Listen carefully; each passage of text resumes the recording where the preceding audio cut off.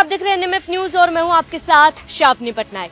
उत्तराखंड के सीएम पुष्कर सिंह धामी प्रदेश के उत्थान के लिए हर जरूरी कदम उठा रहे हैं। उन्होंने हमेशा से विकसित भारत 2047 का सपना जो प्रधानमंत्री नरेंद्र मोदी ने देखा उसको पूरा करने के लिए अहम भूमिका निभाई है और लगातार प्रदेश के हित के लिए फैसले लेते आ रहे हैं। हाल ही में चौहान नीति आयोग की बैठक आयोजित की गई थी।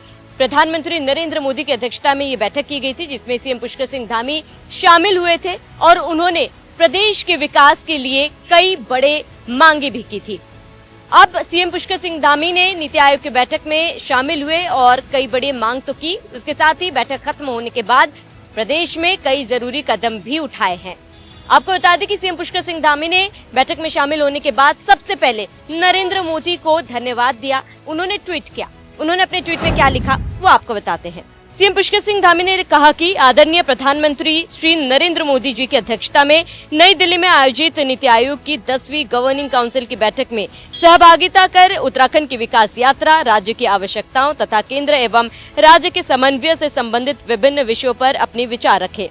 आदरणीय प्रधानमंत्री जी के मार्गदर्शन में विकसित राज्य विकसित भारत 2047 की संकल्पना को साकार करने के लिए विकसित राज्य उत्तराखंड के निर्माण की दिशा में राज्य सरकार की प्रतिबद्धता से अवगत कराया। इस दौरान वर्ष 2026 में पर्वतीय महाकुंभ के रूप में प्रसिद्ध मां नंदा राज्यात यात्रा तथा वर्ष 2027 में हरिद्वार में कुंभ के आयोजन को भव्य एवं दिव्य बनाने के लिए सहयोग हेतु आग्रह किया। साथ ही जलवायु संतुलन, जैव विविधता संरक्षण और कार्बन लिंक जैसे महत्वपूर्ण पर्यावरणीय योगदान को वित्तीय संसाधनों के आवंटन में एक पैरामीटर बनाने, वर्तमान वन साइज फिट्स ऑल नीति में शिथिलता प्रदान कर राज्य की भौगोलिक, आर्थिक एवं सामाजिक विविधताओं को मान्यता देने का अनुरोध किया। अब एक एक करके आपको बताते कि नीति आयोग में सीएम पुष्कर सिंह धामी ने क्या कुछ बड़ी मांगे प्रदेश के हित के लिए मांगी है। तो सबसे पहले आपको बता दें कि सीएम पुष्कर सिंह धामी ने राज्य में तेजी से हो रहे शहरीकरण की वजह से शहरों में ड्रेनेज की समस्या एक गंभीर चुनौती बन चुकी है। उन्होंने कहा कि समस्या के समाधान के लिए राष्ट्रीय स्तर पर टिकाऊ ड्रेनेज प्रणाली विकसित करने के लिए जल्द विशेष योजना बनाई जाए। मुख्यमंत्री ने ये भी कहा कि उत्तराखंड की जीडीपी में प्राथमिक सेक्टर का योगदान मात्र 9.3% है, जबकि इस काम में लगभग 45% आबादी लगी है। इस समस्या को देखते हुए राज्य सरकार ने प्रदेश के काश्तकारों को लो वैल्यू एग्रीकल्चर की बजाय हाई वैल्यू एग्रीकल्चर अपनाने के लिए प्रेरित किया। मुख्यमंत्री ने बैठक में कहा कि उत्तराखंड में हिमनद और वर्षा आधारित नदियों को आपस में जोड़े जाने की जरूरत है। कहा कि प्रदेश में हिमनद आधारित नदियों को वर्षा आधारित नदियों से जोड़ने की दिशा में नदी जोड़ने परियोजना के साथ ही चेक डैम्स और लघु जलाशयों के निर्माण के जरिए वर्षा जल को संरक्षित करने का प्रयास किया जाए। मुख्यमंत्री ने इस दौरान हरिद्वार में आयोजित होने वाले कुंभ और चमोली में आयोजित होने वाली मां नंदा राज्यात यात्रा के सफल आयोजन के लिए भी सहयोग मांगा।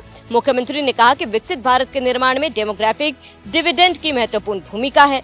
वहीं सीएम पुष्कर सिंह धामी ने जियोथर्मल ऊर्जा नीति जल्द लाने की भी बात कही। मुख्यमंत्री ने कहा कि राज्य में जल्द जियोथर्मल ऊर्जा नीति लागू की जाएगी। इसके साथ ही राज्य में मुख्यमंत्री और स्वरोजगार योजना शुरू की जाएगी। ये तमाम मांगे सीएम पुष्कर सिंह धामी द्वारा नीति आयोग में रखे गए थे और इसके साथ ही प्रधानमंत्री नरेंद्र मोदी से राज्य के विकास के लिए फैसला लिया गया था।